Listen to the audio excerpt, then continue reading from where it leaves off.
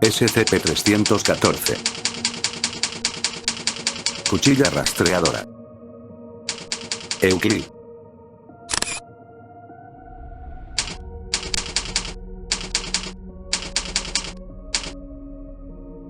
Descripción. SCP-314 es un obelisco de 0.97 metros de longitud y 0.21 metros de grosor, de aspecto altamente reflectante y metálico, con bordes cónicos que aparentemente están afilados a nivel molecular.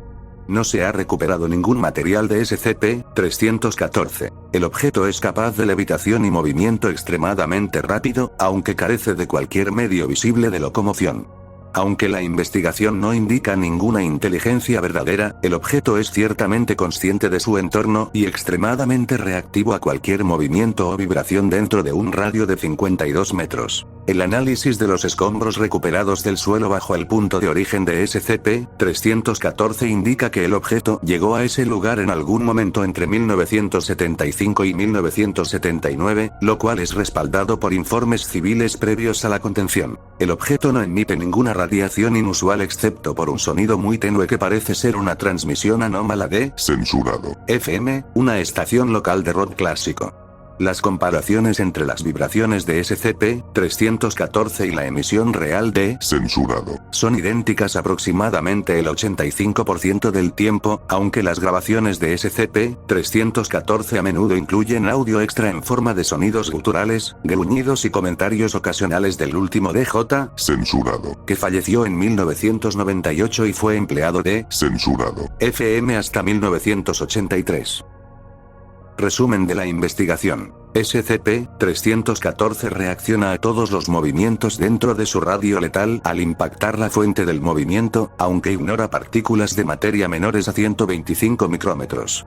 SCP-314 continuará reaccionando de esta manera hasta que el objeto desencadenante ya no se mueva, haya salido del radio muerto o haya sido reducido a pedazos lo suficientemente pequeños como para ser ignorados. Muestra una precisión infalible. Aún no se ha establecido ningún límite a su velocidad. La experimentación actual gira en torno a la introducción de múltiples blancos a la vez en el radio letal de SCP-314 para cuantificar su método de identificación, priorización y reacción a múltiples blancos. Múltiples blancos de lento movimiento son a menudo derribados en orden de su introducción a la zona letal. Este método especial sugiere que SCP-314 anticipa nuevos objetos a ser introducidos. En el experimento 314-113, varias pelotas de tenis fueron lanzadas al radio letal por investigadores que estaban fuera de la zona roja.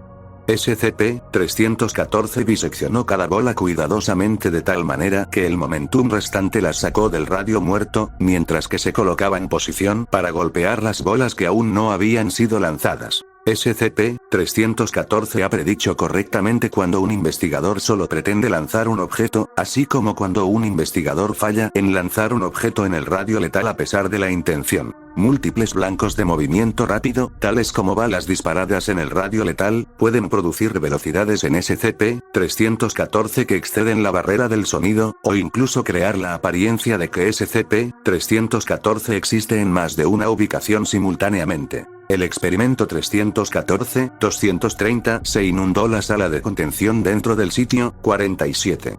SCP-314 fue capaz de atacar al líquido invasor con tal velocidad y consistencia que creó una esfera seca irregularmente formada dentro de su radio letal. El suelo bajo SCP-314 permaneció seco en todo momento. En pruebas anteriores y accidentes, SCP-314 ha permitido que el líquido caiga al suelo dentro de su zona letal. Cuando SCP-314 detecta movimiento cerca del borde del radio letal, se mueve en patrones erráticos que los observadores han interpretado como amenazadores, graciosos o juguetones. Estas mociones a veces corresponden a los individuos que las provocan, sugiriendo que SCP-314 puede tener algún medio de reconocer o recordar a los individuos a quienes ha estado expuesto previamente. Falla de contención 12 de julio de 2000. Censurado. Aproximadamente a las 3:23 p.m. hora local, SCP-314 salió de su área de operación previamente definida y cortó a través de las paredes del sitio 47 antes de regresar a su lugar de origen. Ningún miembro del personal resultó herido durante este evento. Ese momento coincidió con una revisión externa sobre si el SCP-314 debía o no reclasificarse como seguro. Si esto es coincidencia o no está aún por determinarse, pero demuestra claramente que no sabemos todo sobre este objeto o sus motivaciones, o si es capaz de tenerlas. La clasificación sigue siendo Euclid, Dr. Williams. Procedimientos especiales de contención. SCP-314 se encuentra en la ubicación original de su descubrimiento en el sitio 47, que ha sido construido alrededor de la anomalía. El personal local opera públicamente bajo el disfraz del Servicio Forestal de los Estados Unidos. Aunque SCP-314 es altamente móvil, nunca se ha movido más allá de un radio de 50 metros de su punto de origen. El área delineada por este radio se conoce como la zona roja. SCP-314 ha creado una depresión igualmente grande en la Tierra bajo su punto de origen. Hasta ahora, todos los intentos de retirar o restringir el objeto han fracasado, pero la contención se ha conseguido mediante la construcción del propio sitio 47, que también se utiliza para diversos experimentos físicos relacionados con objetos anómalos. Cualquier experimento que involucre a SCP-314 debe ser aprobado por el Dr. Williams. Véase formulario HM-120. Con la excepción de la experimentación aprobada, todo el personal debe mantenerse alejado de la zona roja. SCP-314 es altamente reactivo a todo movimiento dentro de aproximadamente a 52 metros de su punto de origen.